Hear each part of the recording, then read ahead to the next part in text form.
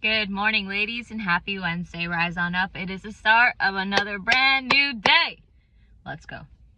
A little on the struggle bus today. Had a little rough start in the morning. Not gonna lie, but we are making it. We're coming live from the car rider line. Scarlett says hello. And yeah, yesterday was busy. Jaden's birthday was well. We wished him a happy birthday. He got money, but per him if we can next time. He might just want to be out with his friends all day for his birthday, not necessarily come and spend with his mom and his dad. And trust me, I get it. I was a teen. I wasn't hanging out with my parents on my birthday. Well, my mother, because that's all I had back when I was a kid. But I get it. 19. I feel like I had that boy just yesterday. I feel like I've lived at least 15 different lives since then. But he's doing very well. And I can't complain. We're gonna fill our cup though before we get the day going, because today's gonna be a busy day for myself, and I'm sure for yourself, because guess what, y'all? 2.5 weeks until winter break for everybody at school. We'll have a break from traffic, but it's gonna be busy with shopping. So be safe out there. We're gonna be going over Isaiah chapter 38. It's about Hezekiah's life extended, and verse 1 goes like this. In those days Hezekiah was sick and near death, and Isaiah the prophet, the son of Ahaz, went to him and said to him, Thus says the Lord, Set your house in order, for you shall die and not live. Then Hezekiah turned his face toward the wall and prayed to the Lord and said, Remember now, O Lord, I pray, how I have walked before you in truth and with a loyal heart, and have done what is good in your sight. And Hezekiah wept bitterly. And the word of the Lord came to Isaiah, saying, Go and tell Hezekiah, Thus says the Lord, the God of David your father, I have heard your prayer, I have seen your tears. Surely I will add to your days 15 years. I will deliver you and this city from the hand of the king of Assyria, and I will defend the city. And this is the sign to you from the Lord, that the Lord will do this thing which he has spoken. Verse 8, Behold, I will bring the shadow on the sundial, which has gone down the sun on the sundial of Ahaz, 10 degrees backward. So the sun returned 10 degrees on the dial by which it had gone down. This is the writing of Hezekiah, king of Judah, when he had been sick and had recovered from his sickness. I said, In the prime of my life I shall go to the gates of Sheol. I am deprived of the remainder of my years. I said, I shall not see Yah, the Lord, in the land of the living. I shall observe man no more among the inhabitants of the world. Verse 12, My lifespan is gone. Taken from me like a shepherd's tent, I have cut off my life like a weaver. He cuts me off from the loom. From day until night you make an end of me. I've considered until morning like a lion. So he breaks all my bones. From day until night you make an end of me, like a crane or a swallow. So I chattered. I mourned like a dove. My eyes fail from looking upward. O Lord, I am oppressed. Undertake for me. Verse 15, What shall I say? He has both spoken to me, and he himself has done it. I shall walk carefully all my years in the bitterness of my soul.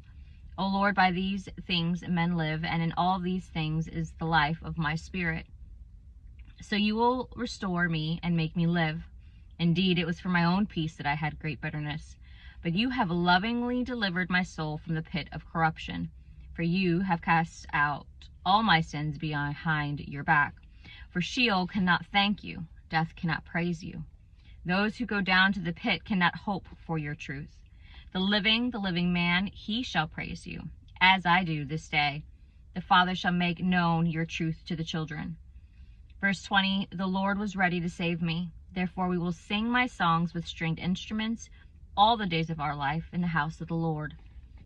Now Isaiah had said, Let them take a lump of figs and apply it as a poultice on the boil, and he shall recover.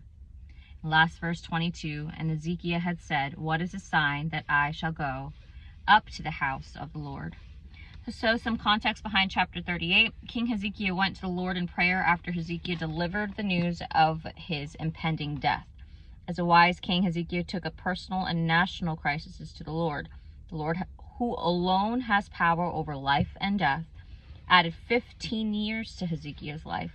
Hezekiah offered a prayer of thanksgiving for healing, and he not only prayed in the difficult times of life, but he also suffered praise for the Lord's deliverance and salvation. Insight into the Hebrew concept of death is provided, and those in Sheol lived a shadowy kind of existence, lacking hope and no longer praising God.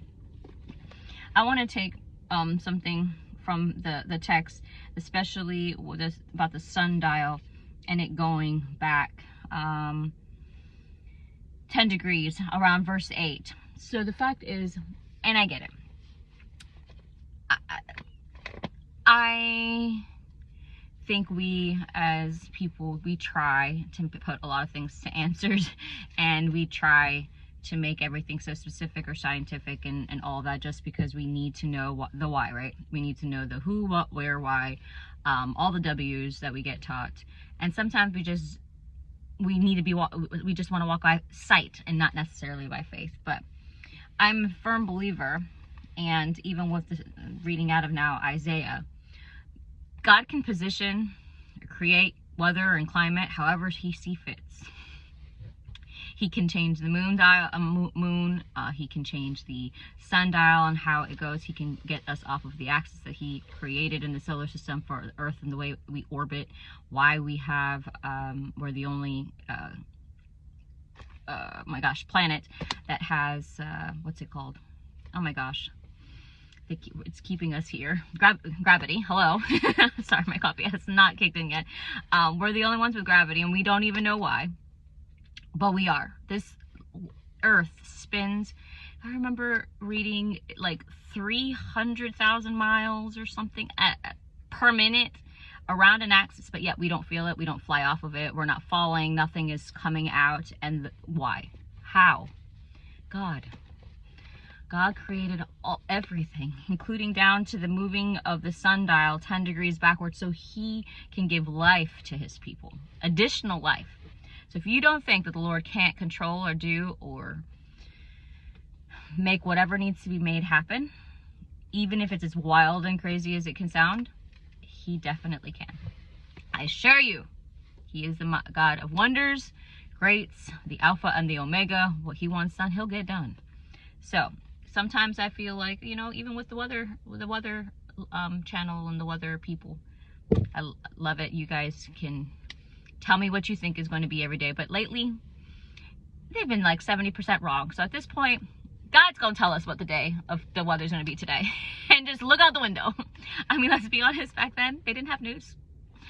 2,000 years ago, no news, no weather channels, no radar Dopplers. They just had probably, I don't know what, instruments in their sight viewing and checking if there's any dew in the air to see if there's rain coming, things like that. So sometimes I think we need to get back into our natural sense and use those tools that the Lord has given us. We just have them hidden somewhere and under all the junk of technology, but it is there. And it's definitely something that we should definitely use more often, I feel like, for whoever needed to hear that today.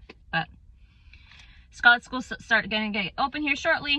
We're going to get our date going. I hope you have a blessed day. If you'd like prayer, please leave a message down below.